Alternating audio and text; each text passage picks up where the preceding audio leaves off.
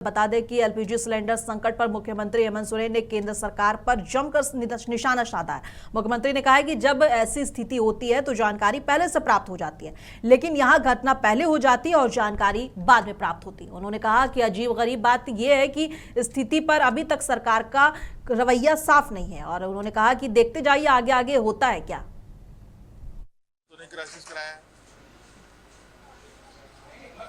इनसे पूछिए कि जब ऐसी स्थिति होती है तो उसकी जानकारी सभी लोगों को पहले प्राप्त होता है। यहाँ घटना शुरू बाद पहले हो जाता है, सूचना बाद में प्राप्त होता है।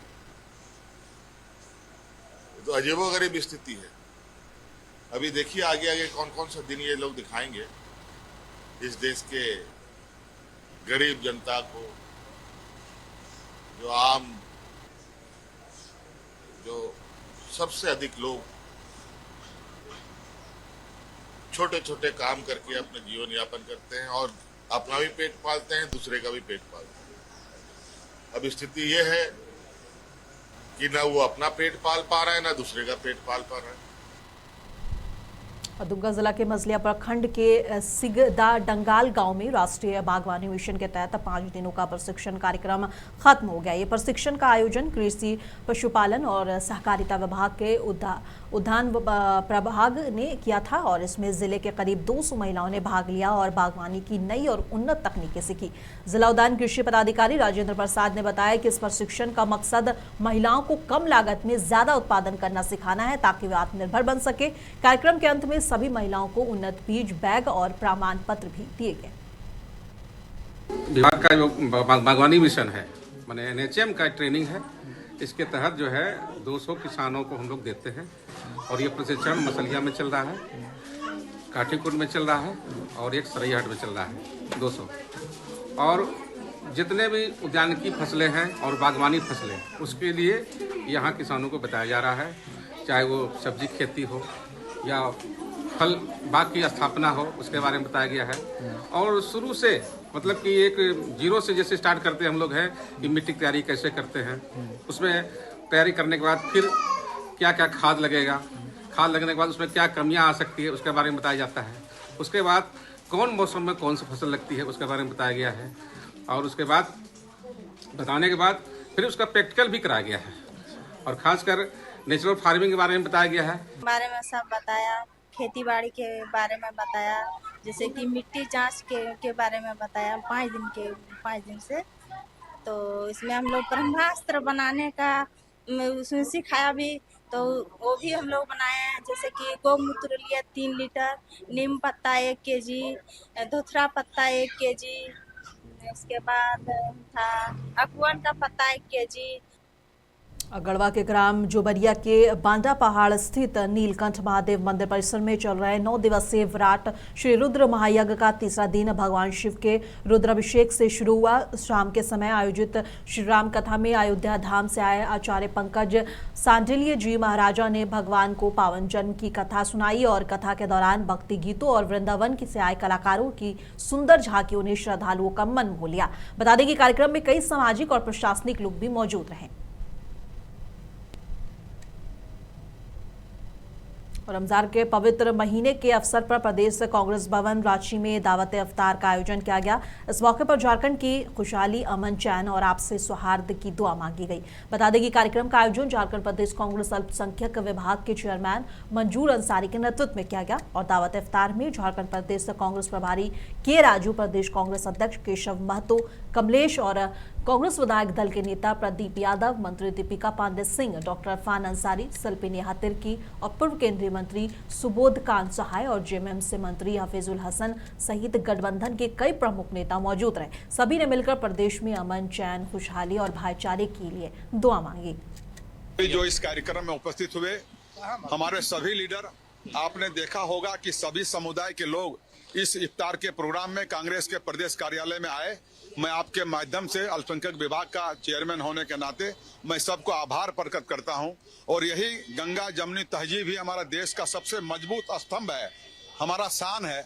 आए हम सब मिल करके सभी तरह के त्योहार को हम आपस में मिल करके इसी तरह का हम मनाएंगे और आप लोग के माध्यम से हम पूरे झारखंड प्रदेश को, पूरे देश को रमजान की ढेर सारी शुभकामनाएं देना चाहेंगे। सभी झारखंड मुसलमान भाई और बहनों को रमजान मुबारक कन्वे करना चाहते हैं। आप सभी को मालूम है कांग्रेस पार्टी का मूलधारा वैल्यू सेक्युलरिज्म, सभी कम्युनिटीज़ को स्पेस देते हैं, सभी कम्युनिटीज़ को वैल्यू देते हैं। इसलिए आज हम हमारा मुसलमान ब्रदर्स के साथ ये इफ्तार किया। सभी को मैं धन्यवाद देना चाहता हूँ। Thank you. मिलावटी खाद्य पदार्थों के खिलाफ जिला प्रशासन ने बड़ी कार्रवाई की है। पूजा टाकीज इलाके में फूड सेफ्टी विभाग की टीम ने छापेमारी कर करीब 1450 किलो मिलावटी पनीर और घी के 6 टन टीन जब्त किए हैं। और जानकारी के अनुसार ये खेप बिहार से बस के जरिए शहर लाई जा रही थी और स्थानीय बाजारों में खपाने की तैयारी थी। छापेमारी का नेतृत्व कर रहे डॉक्टर राजा कुमार ने मौके पर पनीर का स्टार्च टेस्ट किया और इसमें नमूने फेल पाए गए और जब्ती नमूनों को जांच के लिए state food testing laboratory Ranchi में भेज दिया गया है। आज हमें उपायुक्त धनबाद से हमें सख्त निर्देश है कि किसी भी तरह का मिलावटी खाद्य पदार्थ धनबाद में बिक्री ना हो और कहीं से भी बाहर से भी धनबाद में लोगों को ना वितरित किया जाए। जैसे हमें एक कुछ सूचना प्राप्त हुई थी कि बुंदेला बस में और बिहार से भारी मात्रा में पनीर एवं अन्य खाद्य सामग्री धनबाद में और झारखंड के अन्य जिलों में वितरित किया जाता है। इसी क्रम में अचानक आज हमने यहाँ हेडक्वार्टर DSP श्री धीरेन्द्र बाकर के सहयोग से हमने यहाँ पर पूजा टॉकीज के पास बुंदेला बस सुबह 3 बजे बुंदेला बस पर छापेमारी किया और उसमें भारी मात्रा में पनीर जब्त किया गया एवं लगभग 6 टीना एडिबल वेजिटेबल ऑयल जो जिसका अभी तक गुणवत्ता जांच नहीं किया गया है उसको जब्त किया है। पनीर का स्पॉट पे आयोडीन टेस्ट किया गया और सारा पनीर अडल्ट्रेटेड पाया गया है और इसीलिए पनीर को नष्ट कर दिया जाएगा। और अपनी समृद्धि यात्रा के तीसरे चरण में आज पूर्णिया पहुंचे। यहां उन्होंने सभा को संबोधित करते हुए कहा कि 2005 में NDA सरकार आने के बाद से बिहार में तेजी से विकास शुरू हुआ है और राज्य में कानून का राज स्थापित हुआ है। सभा से पहले मुख्यमंत्री ने शहर के प्रसिद्ध मां पूरन देवी मंदिर में पूजा अर्चना कर आशीर्वाद लिया और इसके बाद उन्होंने मत्स्य और पशुपालन विभाग की करीब 500 करोड़ रुपए की 200 योजनाओं का उद्घाटन और शिलान्यास भी किया। आप समझ लीजिए कि जिस तरह से केंद्र सरकार का भी पूरा सहयोग मिल रहा है, अब उसके चलते बहुत आगे पूरा का पूरा बिहार आगे बढ़ने वाला है। यहाँ भी हुआ, पहले वाला तो कुछ करता ही नहीं था, फिर यहाँ किया गया, अब केंद्र सरकार का भी पूरा सहयोग हो रहा, तो इसीलिए सब कुछ हो रहा।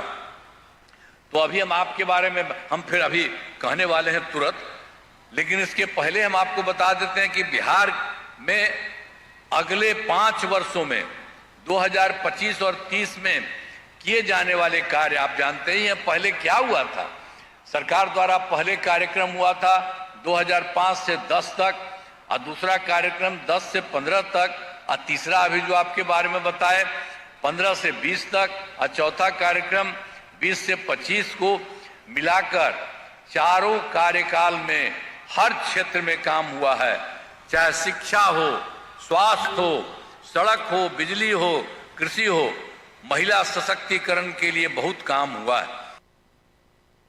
सांसद निशिकांत दुबे ने कांग्रेस नेता राहुल गांधी पर फिर से तीखा हमला बोला है। बता दें कि निशिकांत दुबे लगातार राहुल गांधी को लेकर टारगेट करते रहते हैं। उन्होंने फिर एक बार राहुल गांधी पर हमला करते हुए कहा कि राहुल गांधी चाहते हैं कि भारत के प्रधानमंत्री सुबह डोनाल्ड ट्रंप तो दोपहर में व्लादिमीर पुतिन और शाम में शी जिनपिंग को अपशब्द कहें। निशिकांत दुबे ने तंज कसते हुए कहा कि अगर ऐसा हो जाए तो शायद राहुल गांधी को संतोष मिलेगा।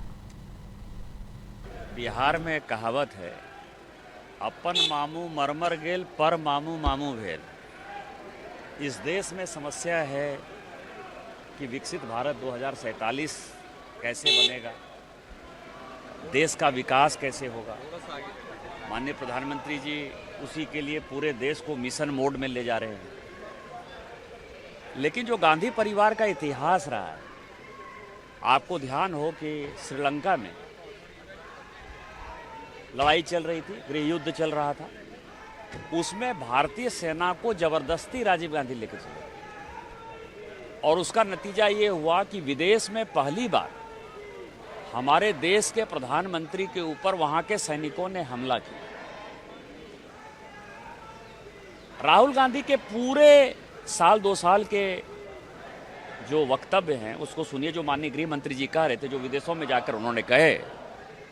वो चाहते हैं कि सुबह जो है माननीय प्रधानमंत्री जी ट्रंप को गाली दें, दोपहर में माननीय प्रधानमंत्री जी पुतिन को गाली दें, और शाम में जो है मतलब राहुल गांधी जी चाहते हैं कि प्रधानमंत्री जी जो जिनपिंग जो राष्ट्रपति है चीन का, उसको गाली दें। इन तीनों को गाली देने के बाद इनकी आत्मा को शांति मिल जाएगी, और उसके बाद जब रूस, अमेरिका, चीन तीनों मिलकर हमारा बायकॉट कर देगा, तीनों मिलकर जब हमारे ऊपर हमला कर देगा, तो उनके कलेजे को जो है पूरी ठंडक मिलेगी, क्योंकि सोरोस का जो उनका एजेंडा है भारत को तोड़ने का, तो वो सफल हो जाएंगे उसके ऊपर।